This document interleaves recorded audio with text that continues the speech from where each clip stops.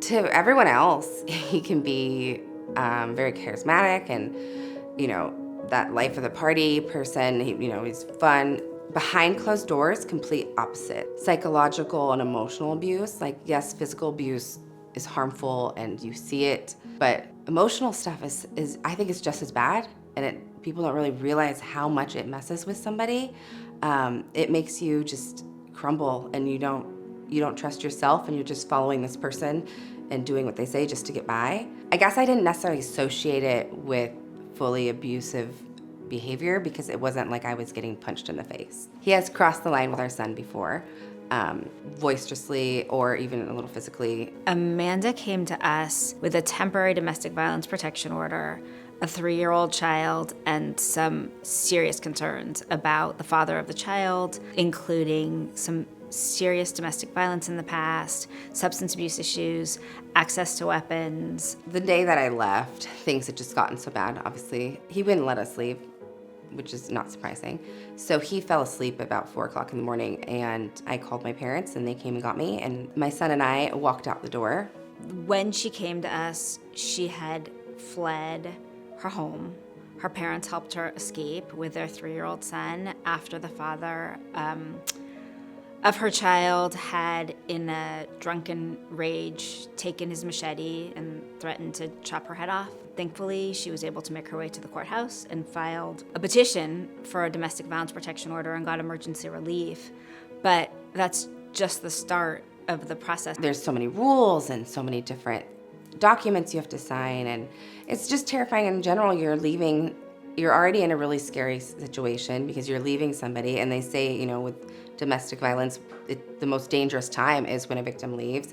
I was afraid he was going to show up, on top of the fact that I'm trying to maneuver the court system and figure out how to just get a temporary order or to just get in front of a judge. It's very common for domestic violence survivors to have to represent themselves because there just isn't enough representation, and oftentimes in relationships the survivor might not have access to funds to hire an attorney either. But it's very difficult, especially coping with the trauma that comes with being in a relationship where your partner's been abusive, leaving that relationship, which is the time of heightened risk of lethality, leaving a relationship. I was navigating the court system by myself for about 2.5 months, I would say.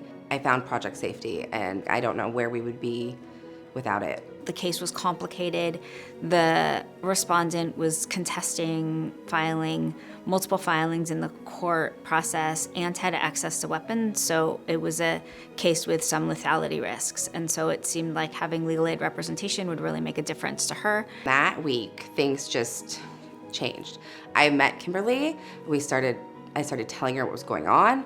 I really got to take control back of my life. When we got the full protection order, we got a full order to surrender. It took 9 months to get him to surrender his weapons. It wasn't like he just surrendered them. We had to go back to court 14 times. Right before he was to go to jail, the firearms and the machete were surrendered. Once they all were surrendered, it was a huge lift off my shoulders, and just being able to breathe a little bit. The court orders in this case, I think, are incredibly strong, and I feel really proud of what DV Lead did in this case. It was multiple attorneys that worked on this case. It was the support staff that worked on this case. It was a volunteer attorney that came and stepped in and did a weapons compliance hearing in this case. The measure of why it's successful is because she feels peace.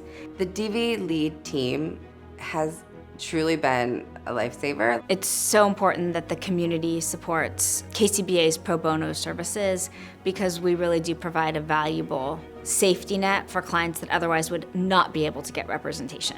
I can't imagine how things would have gone if I did not have representation. I don't know if I'd still be here if it weren't for the programs that helped me and for the DV Lead program.